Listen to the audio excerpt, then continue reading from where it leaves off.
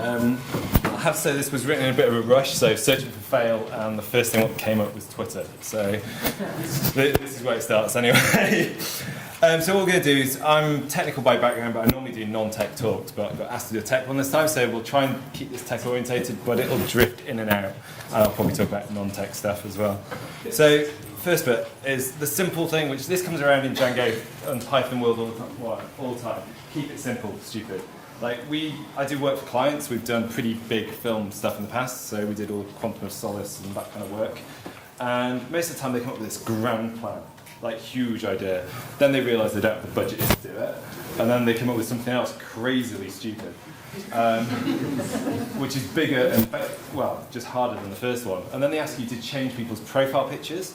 Can't change people's profile pictures without asking them, and nobody then lets you change it to what they want to change it to, which is normally their logo. It's difficult. So just pick something simple and see if it's been done.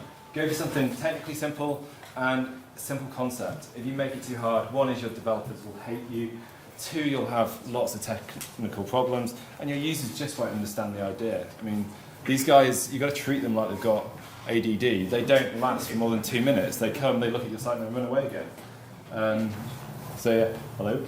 I've been shuffled. And start small. Don't go and build this huge thing, we just covered this a minute ago. But start with a small thing and grow it from there. So a lot of these big companies come out and go, we're going to build this, and we're going to do it in one go. They're used to building like the next sort of, I don't know, Quake 4 or something, where you ship it on a giant gold disc at the end of the process. This is online. You can change things. You can actually grow it slowly. Start with something small and expand it. That way your tech team don't scream at you because they've got a simple, nice little brief. You don't commit all these funds and resources at the same time. And hey, you can scale it as you go. And if you do get 1 million users, it's 1 million users on something simple, not 1 million users on something gigantic and chaos with a lot of duct tape and wirings underneath it. So yeah, start really small and then grow and expand. Hosting, this is my pet hate. So I deal a lot with ad agencies. The first thing they do is, we have hosting. So you have hostings in your office to do like 20 users a day on it. It doesn't cope with what we need. And some of them do look like this. And then you sort of give them the specs of what you want. And yeah, no. Then the other thing they do is they outsource it to somebody, their preferred supplier, who doesn't do what you need. Their servers are in the wrong continent more often than not. And you can't install anything you want on it. So let's just have a quick look at the tech perspective on this and why you need to do this. So Facebook, this is the basic FBmail setup. We'll talk about the iPhone one in a minute. And your user goes to Facebook across here. Facebook then calls your server, which does a couple of API calls, and then calls back to Facebook, passing the response. This is what the page you generated back to the user. If this is in Europe, this is in the US by default, because that's where Facebook are, and you put this in Europe, you've gone across the Atlantic, God knows how many times, and your pages just render. Well, it's like going back to the sort of 1980s internet. It's really slow. And this is typically the number one problem we have with, especially when we come into people's code late at the day to try and fix it for them. They're doing all these API calls. So they want to display a page and they want they want to do some calculation on their social information. So what they'll do is they'll throw this request to Facebook, and Facebook isn't renowned for its speed in processing some of these things. Some things are fantastic and nice and fast. But if you want to set something, so you want to display something on a profile, this can take 4 or 5 seconds to come back. And if you don't respond to this bit in under, it used to be 7 seconds, but I think it's about 15 now, they just cut you off. And Facebook can easily take 4 or 5 seconds to do each request, and you do 2 or 3 of those and you're dead in the water. And don't forget that speed of light across the Atlantic dictates that I think it's 120 milliseconds each way. That's physics, you can't go faster than that.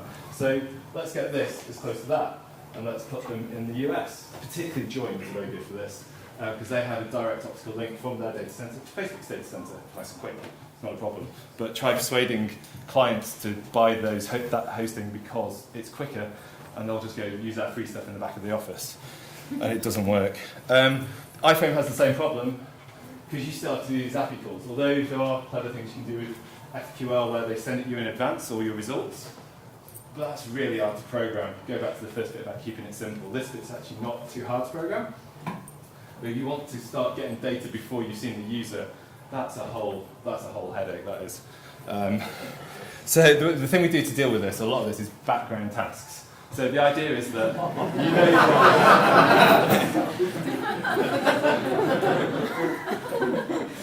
So, as I say, this was thrown together at the last minute, so fail blog and Twitter, not Twitter, Flickr. This is the idea that you don't do stuff on this request-response cycle, which is the bit in here, so between the user and the Facebook. What you do is you do it in the background, so you throw stuff on a queue and let that go and send the notifications for you when it can. I mean, you don't have to do that this instant. If it's 30 seconds later, who cares? The user certainly doesn't notice. Although people are going on about the real-time web and how this stuff has to be active and now. Even emails 30 seconds later, 30 minutes, 2 days, it makes no difference. So use background tasks. We use RabbitMQ all the time, fantastic bit of kit, but find something which suits your needs, or worst case, throw it in a database, pull it off, send it later on a cron job. Simple, but depending on how many users you have to deal with, it's not that good. It has other problems, but go for a standard keying system. Authentication. This is the typical place where you drop the ball every single time. So you've got the users to your site, you've built this huge thing, you're using background tasks, and Facebook's session system is a nightmare to keep handles on what's going on. These things expire when you least expect them. The easiest trick to do to keep this sort of on a steady ground is just to ask the user for offline access. This really sucks from a UI point of view because you have to keep popping boxes up for a couple of clicks through to get all this access. Then when you've got it, you always have it. You don't have to rely on users being at your site, having confirm this, confirm that. The other problem with this is that if you're not a developer on Facebook, you're probably not aware of how much the ground shifts in this area in particular. Permissions is something they're actively working on, and you routinely have permission to do something and then you don't have it.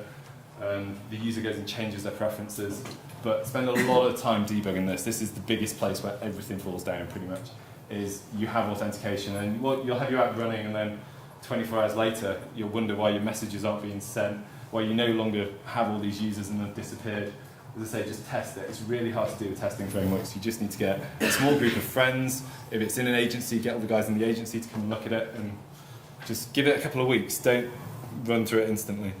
So you've got your users there. Forms, this is the next big one. Forms go wrong all the time as well. So,